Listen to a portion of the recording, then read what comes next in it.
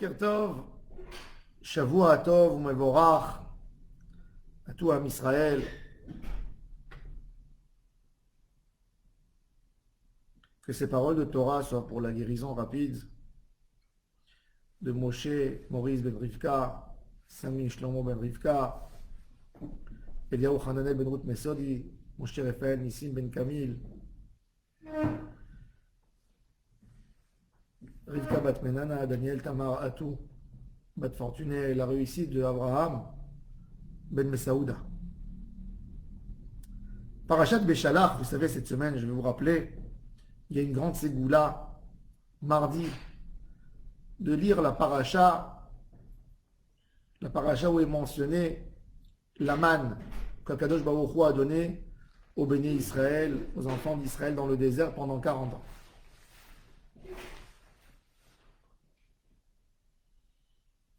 Dans le texte, dans le chapitre 16, Parashat Beshalach, Am Israël, après la sortie d'Égypte, ils ont fini de manger les galettes qu'ils ont fait sortir avec eux d'Égypte. Il n'y a plus de galettes. Il n'y a plus de nourriture dans les valises. Et les bénis Israël s'approchent de Moshe Rabbeinu et ils commencent à se plaindre. Alors, on n'a pas de quoi manger. Vous nous avez fait sortir d'Égypte pour mourir de faim. Ils se plaignent. Et Akadosh Baruch Hu, il dit à Moshe Rabbeinu, je vais leur faire descendre du pain du ciel. C'est intéressant. Vous savez que quand nous on mange le pain, on fait la bracha de Hamotzi, Baruch Ata Hashem Eloheinu melech haolam. Hamotzi lechem min haaretz, sois béni Dieu que tu nous as fait sortir le pain de la terre. Ben là-bas, quand il faisait la bénédiction à l'époque de Moshe Rabbeinu, il disait Baruch Ata Hashem Eloheinu melech haolam, Hamamtir, celui qui nous a fait sortir le pain du ciel. Pourquoi Kadosh Baruch Hu leur a fait descendre le pain du ciel et pas faire un miracle qui ressemble à ce qu'il y a dans le monde, de leur faire sortir tous les jours, tous les matins, du blé, de la terre, mais pas du ciel. De faire du ciel, c'est ça. Imaginez-vous que vous avez du pain qui tombe du ciel. 40 ans, tous les jours. On sait qu'Akadosh Baruch Hu n'intervient pas dans la nature. Pourquoi ils avaient besoin d'un miracle tellement exceptionnel? Contre nature. Et Akadosh Baruch Hu, il dit, les man anastenu, je vais vous mettre à l'épreuve. Hayelech betorati, imlo, est-ce que vous allez aller dans ma Torah ou vous n'allez pas aller dans ma Torah? Et la question qui se pose même sur la fin du texte, c'est qu'on sait que la manne a précédé la Torah. La Torah, elle a été donnée que le 7 Sivan. Et là, on est tout de suite après la sortie d'Égypte. On est encore dans le mois de Iyar, on n'est pas le mois de Sivan. Alors c'est quoi Eler Betorati Imlo? Puisque la Torah n'a pas encore été donnée.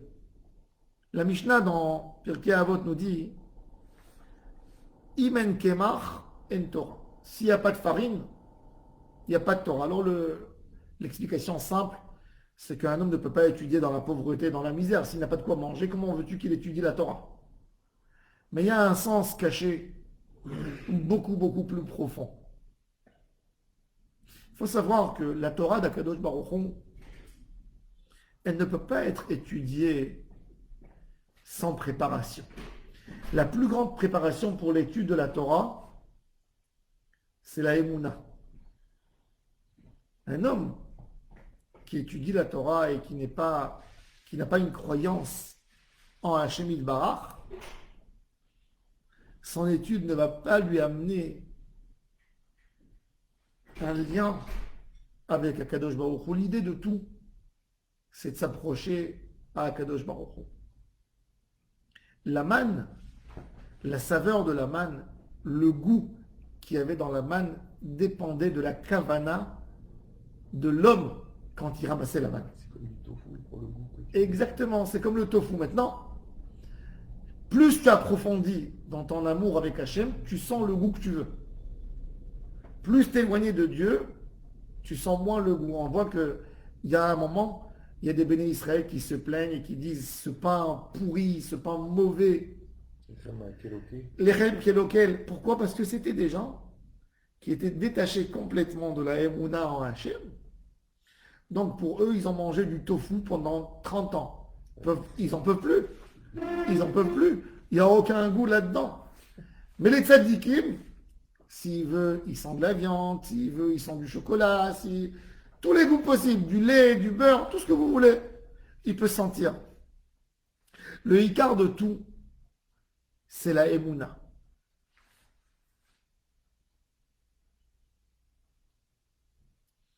La Torah, elle a deux manières de se manifester. On voit quelque part que Am Israël a reçu d'abord la manne et après la Torah. Mais d'autre part, on voit que la Torah était avant Eretz Israël, c'est aussi une sorte de parnassa. Ça veut dire, tu as besoin de Emouna pour recevoir la Torah et tu as besoin de Torah pour recevoir ta parnassa. La Emouna que Am Israël avait besoin avant d'accepter la Torah, c'est de savoir qu'on s'efface à Hachem. Il y a beaucoup de gens que même dans leur étude de Torah, ils ne veulent pas laisser la Torah pénétrer dans leur corps, dans leurs membres, et l'accepter à 100%. Dorénavant, quand ils viennent écouter un cours de Torah, ils disent, je viens écouter ce qui me plaît, ce qui me fera du bien dans ma neshama. Mais je ne viens pas m'engager. Je viens goûter la Torah. Goûter, c'est sans aucun engagement. Est-ce que je veux l'adopter ou je ne veux pas l'adopter? C'est une autre chose. La manne, il avait quelque chose d'extraordinaire. C'est que quand on mangeait la manne, il n'y avait pas de sortie. On n'allait pas aux toilettes. Pourquoi? Parce que la manne, ce que le corps avait besoin, il prenait, le reste s'évaporait du corps, ne sentait pas. Et les bénis Israël ont dit, ce n'est pas une nourriture normale. Il n'y a pas d'entrée, il n'y a pas de sortie. On ne va pas aux toilettes. C'est bizarre, c'est dangereux de manger ça, puisqu'il s'évapore de lui-même. Cette notion que la manne s'évapore dans le corps, c'est que la Torah, en réalité, c'est la préparation de la Torah. Un homme, comme il a l'habitude de consommer une nourriture matérielle, il pense que quand il mange, il y a forcément des déchets qui vont sortir dans les excréments. Je mange, dans toute nourriture que je fais rentrer dans ma bouche, que ce soit la nourriture la plus saine, il y a des choses que mon corps n'est pas capable de recevoir. Qu'est-ce qu'il fait? Ça rentre dans le système digestif. Et après le corps, il rejette une partie. Alors, dans l'étude de la Torah, un homme peut dire, je prends ce qui me convient et je jette le reste. Eh ben non. C'est pour ça que la manne, tu la prends dans son intégralité. Et la manne, c'est la préparation de la Torah. Mais c'est quoi? Comment j'obtiens cette manne qui est la préparation de la Torah Akdosha? C'est Emouna. Une Emouna extraordinaire. Une Emouna de comprendre déjà que c'est Akadosh Baruch Hu qui maîtrise tout. Que je n'aurai rien contre sa volonté. S'il n'est pas d'accord, je n'aurai rien du tout contre sa volonté. Il barach shmo v'yitaleh. Ça, c'est la base de tout. Un homme, dans sa tête, quand il essaie de faire un business, il essaie de monter une affaire, il est dans une idée qu'il pourra obtenir quelque chose qu'il n'a pas. Mais en réalité, tout ce que tu fais, c'est pour obtenir ce que tu méritais.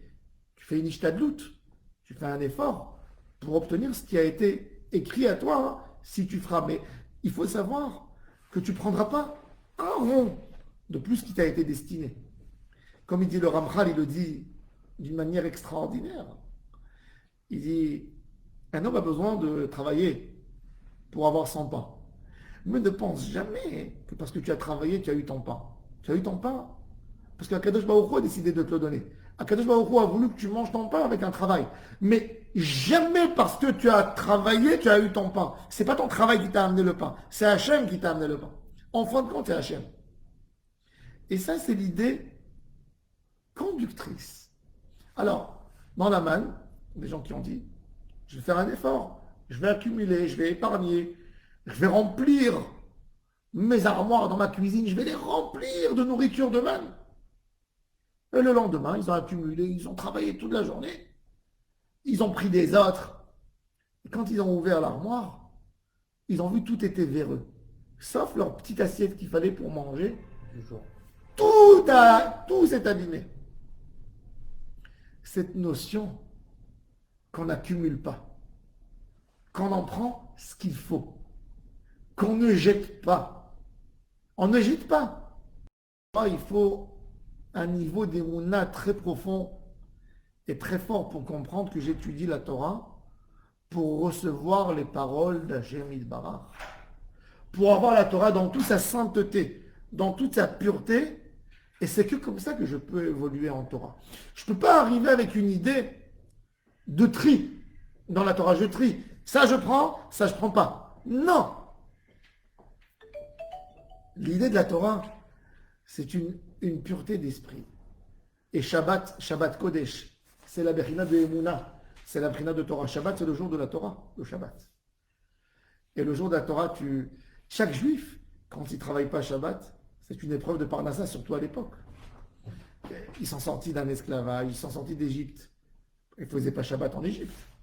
C'était un jour de repos, mais ils sortaient, ils allumaient leur feu, ils faisaient de la nourriture, ils allaient voir leurs amis. Et ils faisaient tous les travaux. Ils travaillaient dans leur chantier, dans leur maison. Tout d'un coup, un jour de la semaine, un jour sur 7, un 7e de ton existence, tu ne fais rien. Tu te colles à Kadosh Baruch Hu. Et ça, c'est la manne. Mon cher Rabbeinu, il dit à Israël, vous n'allez pas sortir dans le champ pour récupérer la manne Shabbat. Et le miracle, que quoi? C'est que toute la semaine, tout ce que j'ai accumulé, tout s'abîme. Ça veut dire un juif qui a pris 2 parts de manne, hein, il a mis dans l'armoire, il a mis au frigo. Le lendemain matin, il n'y a plus. Ça a fondu, c'est devenu de l'eau, où il y a eu des vers. Et il n'a que son petit morceau de manne qu'il a fait besoin pour manger et pour vivre. Shabbat, il a 2 parts, il les prend et il reste intact. Le pain d'Emouna, il ne s'abîme pas. Quand c'est de la Emouna, ça ne s'abîme pas. C'est-à-dire que quand tu crois que tu vas forcer Hachem, que tu vas prendre un peu plus que ce qu'on a décidé de te donner, il n'y a rien qui va te rester. Mais quand tu as compris que tu reçois de la main d'Akadosh Baruch Hu, c'est là où tu auras la Emouna. Et ça, c'est la préparation de la Torah. Je m'efface complètement à l'enseignement divin. C'est pour ça qu'on avait besoin de la manne. Qu'on avait besoin de la manne pour préparer Am Israël à la Torah. La Gemara, elle dit L'onitna Torah et la leochle aman. La Torah n'a pas pu être donnée que à des gens qui mangent la manne, qui dépendent du ciel. Akadosh Baruch Hu, il n'a pas fait un miracle que le pain il sort de la terre tous les jours. Parce que le pain, quand il sort de la terre, ça t'attire vers le matérialisme. L'homme, il est Adama. L'homme, c'est de la terre. Il s'appelle Adam parce qu'il vient de la Adama, de la terre. Donc le Adam qui est en nous, il nous tire vers la terre, vers le matérialisme. Qu'est-ce qu'Akadosh Baruch Hu, il voulait nous tirer? Vers le ciel. Mina Shamayim, ça c'est la Torah. Mina Shamayim. Ce débat, on a un débat terrible toute notre vie. Comme il dit, Chovot Alevavot. Le Chovot Alevavot, il explique. Il dit, c'est quoi le bon penchant et le mauvais penchant? Ils viennent où? Ils sont où? C'est des gens, c'est des anges. Ils sont en dehors de nous. Ils sont avec nous. Où ils sont? Alors il explique, Chovot Alevavot. Le corps, c'est le mauvais penchant. Parce qu'il penche vers la terre, vers le matérialisme. L'aneshama, c'est le bon penchant. Pourquoi? Parce qu'il tire vers sa source à lui, vers le ciel, vers le trône céleste. Il tire là-bas et il essaye de ramener le corps vers le haut. La Torah Akdosha, c'est une aide extraordinaire pour l'aneshama. Et la nourriture qu'on mange, c'est une aide au corps. Le corps, il veut s'alimenter, il va essayer de trouver un renfort par la terre qu'il a créée à lui. Donc il va essayer de prendre tout le temps des choses de la terre. La question, c'est qu'il faut savoir qu'il faut qu'on ait un équilibre. De la même manière que tu prends de la terre pour renforcer la partie terre qui est en toi, la partie Adama qui est en toi, il faut que tu renforces la partie Neshama qui est en toi. La manne, c'est un équilibre extraordinaire. C'est quelque chose qu'on mange, mais c'est quelque chose de spirituel. Tu manges, il y a une rentrée, il n'y a pas de sortie. Mais il y a une liaison directe avec Akadosh Baruch Hu, c'est un miracle. Tu peux prendre exactement ce qu'il faut. Et Shama, tu as un accès d'Emouna que tu ne vas pas aller chercher demain. Donc vendredi, Akadosh Baruch Hu t'assure que tu vas recevoir le double. Et ça, c'est l'idée de la Torah. Toute la Torah, elle est là pour nous donner le juste équilibre entre matériel et spirituel. Entre le matérialisme et la spiritualité. Ça, c'est l'idée de la Torah. De savoir vivre entre, de purifier le matériel. Un verre de vin, de boire un verre de vin stam, c'est être ivre. C'est d'arriver à quelque chose qui n'est pas toujours beau. Mais de faire un kidouche dessus, c'est la chose la plus kadosh. C'est de prendre un objet matériel de ta'ava qu'on n'a pas besoin pour vivre, qui est quelque chose en plus, et de le faire kadosh, et de le rendre kadosh. C'est pour ça que le vin, c'est le symbole du kidouche.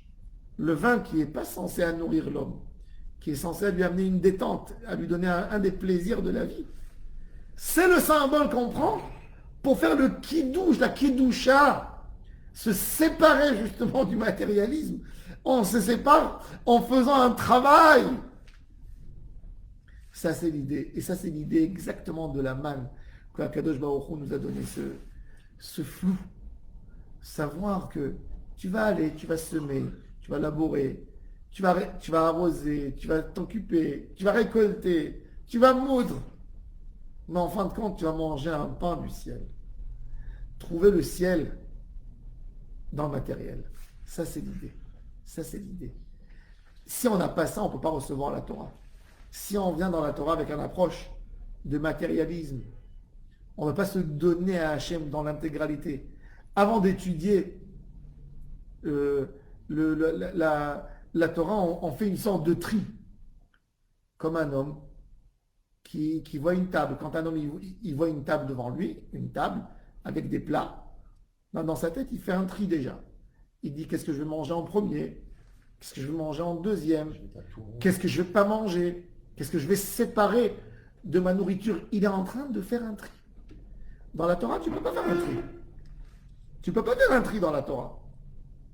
Et c'est pour ça qu'il fallait manger la manne, qu'elle se mange dans son intégralité. Il n'y a pas d'os, il n'y a pas de peau. Il n'y a rien. Il n'y a rien. Tu le manges entièrement comme il est. Tu peux lui donner la forme que tu veux, mais tu le manges dans son intégralité. Et même ton corps, il ne fait pas un tri. Ça, c'est la Torah. La Torah, elle est nette, elle est pure. De n'importe quel côté que tu la regardes.